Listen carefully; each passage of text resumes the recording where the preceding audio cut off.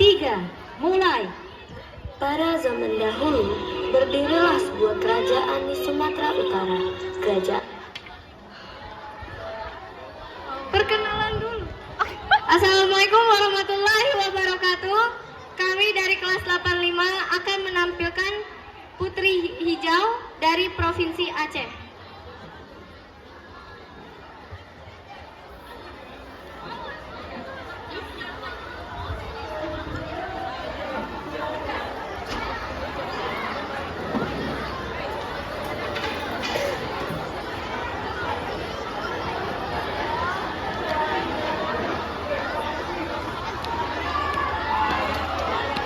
Pada zaman dahulu, berdirilah sebuah kerajaan di Sumatera Utara.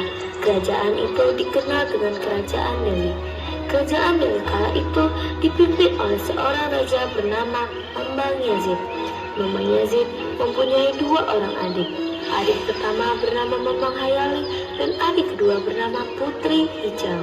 Di ujung sana, di sebelah utara Kerajaan Deli, terdapat Kerajaan Aceh yang dipimpin oleh Sultan Ali Muhayyasyah. Pada suatu hari, Sultan Ali Muhayyasyah sedang beristirahat di istananya. Ia melihat di sebelah selatan langit berwarna kehijau-hijauan. Baginda amat terpesona menyaksikan cahaya hijau cemerlang yang indah sekali. Sultan Ali Muhayyasyah bertanya kepada para cendekiawannya, "Baginda menemui kami?" Ya, apakah kalian tahu tentang cahaya di langit selatan itu?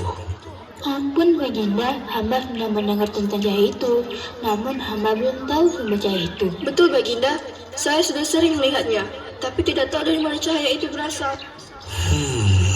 Kalau begitu, pergilah ke selatan.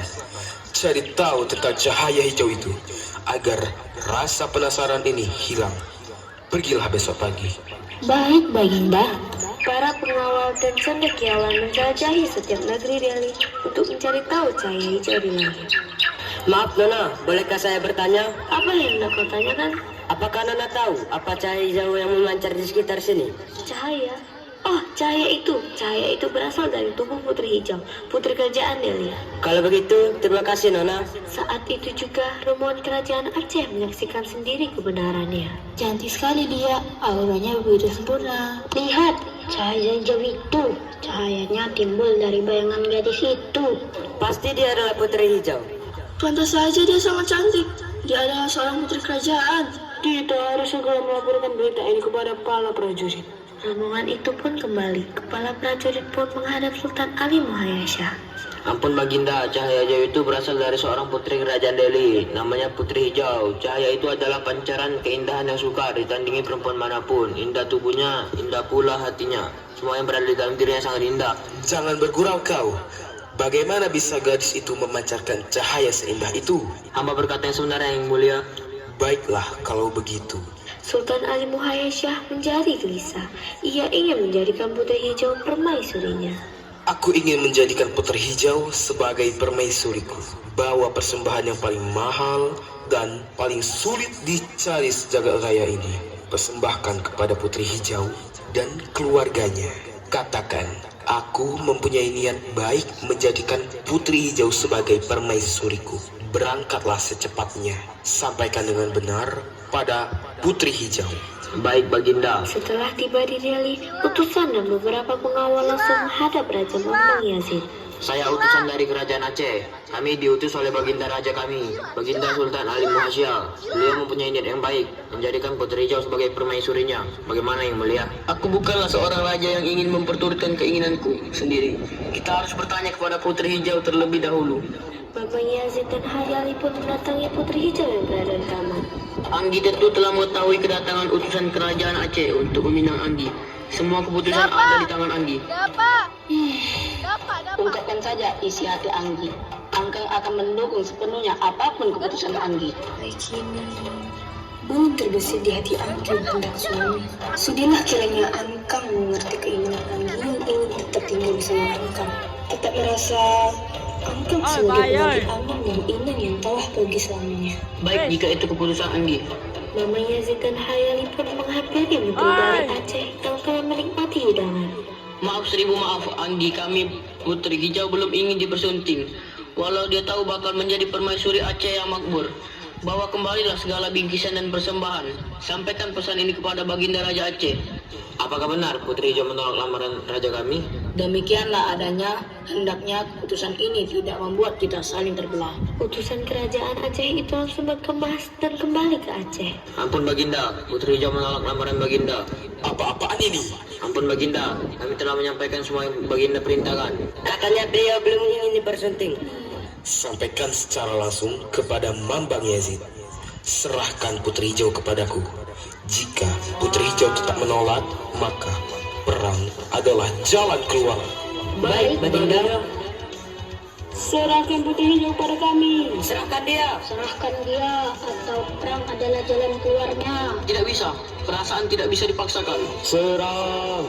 Perang pun pecah, suara gemuruh, jerit kesakitan atau erangan sebelum maut menjemput terdengar di kebun dari tua maupun kerajaan Aceh. Kita bertekuk lutut pada musuh. Tidak, kita tidak akan bertekuk lutut. Kita akan terus melawan dengan berbagai cara. Apa Angkang lupa? Aku memiliki kesaktian mengubah tubuhku menjadi wujud apapun. Aku akan mengubah tubuhku menjadi meriam.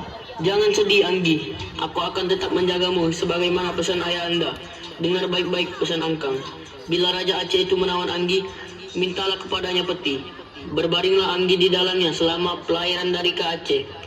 Lantas sebelum kapal kalian sampai ke Aceh, mintalah kepada Raja Aceh agar setiap rakyatnya melempar sebutir telur dan segenggam beras ke laut. Itu saja, semoga kita dapat berjumpa kembali. Tinggal Putri Hijau di kamar istana berusaha menahan tangis. Tubuh dan hati akan kuberikan pada Tuan Raja sepanjang permohonan Patik dikabulkan. Apapun yang bisa membuat Nong senang, sebutkan saja. Berikan aku peti dan biarkan aku berbaring di dalamnya sepanjang pelayaran ke Aceh. Baik, segera engkau siapkan. Itu baru permohonan pertama. Ada permohonan kedua. Tapi nanti kita Patik sampaikan saat kita tiba di negeri Aceh. Tanpa terasa, pelayaran pun hampir sampai. Sebutkan permohonan keduamu. Dan ini harus menjadi permohonan yang terakhir. Perintahkan seluruh rakyat Aceh melemparkan sebutir telur dan segenggam beras ke laut. Baik, semua akan dipenuhi.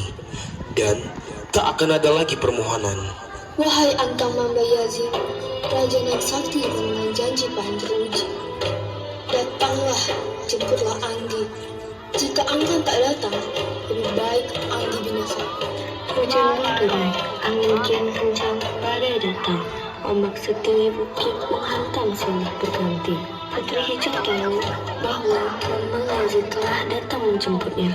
Dia merasakan Mambang Yazid telah menjelma naga yang menghancurkan kapal-kapal. Disinilah istanamu sekarang, Anggi. Berbahagialah di sini sampai kiamat tiba. Bila rindu, panggil saja Angkang. Kita akan bertemu lagi. Mambang Yazid yang telah berubah menjadi manusia, kemudian ia tinggal di istana barunya bersama Putri Hijau dan memulai hidup yang damai.